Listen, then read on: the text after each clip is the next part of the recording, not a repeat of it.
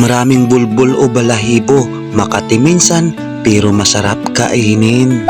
Labong o mas kilalang tambo dito sa probinsya ng Aklan. Tuwing sasapit ang tag-ulan, dyan din umuusbong ang mga labong o tambo sa mga kawayan. Kaya ito yung titirahin natin ngayong araw.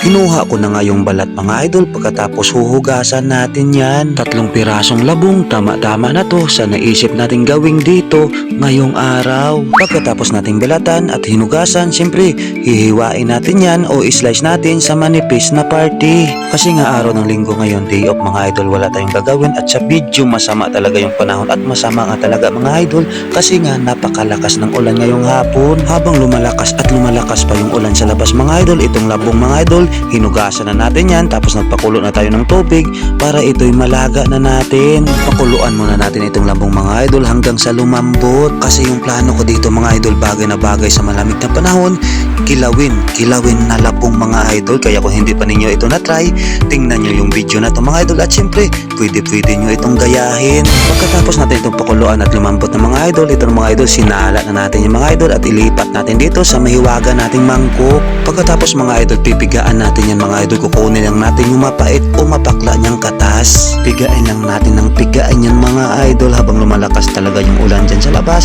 Tayo naman mga idol, magmumukbang tayo mamaya. Syempre mga idol, ang labong gulay din yan at sigurado akong napaka-healthy talaga sa katawan yan. Kadalasang luto ko dito mga idol noon ay lagi ko itong ginagataan pero ngayon kakaiba naman. Pinatungan ko na nga ito ng sibuyas mga idol at syempre hindi mawawala yung luya.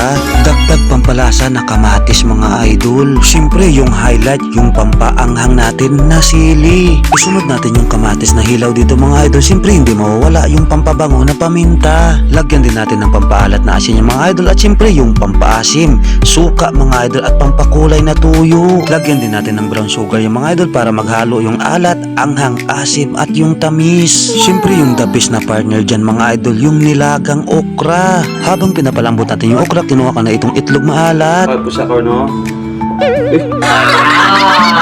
Hindi kinaya ng noon natin kaya ginamitan na natin ito ng kutsilyo. Hinatin lang natin ito sa dalawa mga idol tapos kakayuri lang natin ng kutsara para mabilisan lang talaga. Ito yung mabilisang paraan mga idol kasi balatan nyo pa ito, nako matatagalan pa kayo. Sunod mga idol, lalagyan na natin yan ng kamatis at sibuyas. Yan talaga yung the best partner o pampalasa sa itlog na maalat. Pagkatapos natin ihalo yan mga idol, siyempre tama-tama na rin, malambot na rin yung okra natin at ready to eat na rin yan. The best talaga itong mukbangin mga idol lalo na maulan ngayong araw mga idol. Kaya ito na mga idol, may sawsawan na at ready na talaga itong lahat-lahat. Kaya ito na mga idol, magmumukbang na tayo ng healthy food natin ngayong hapon.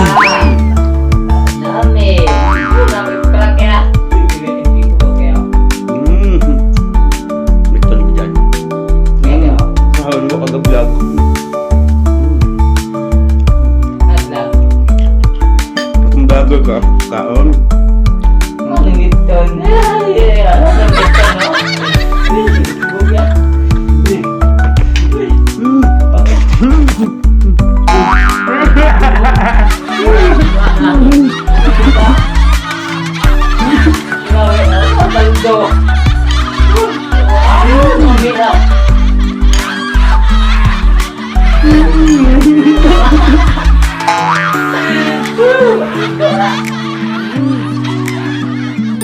Yan. Baka nag-vlog ko eh.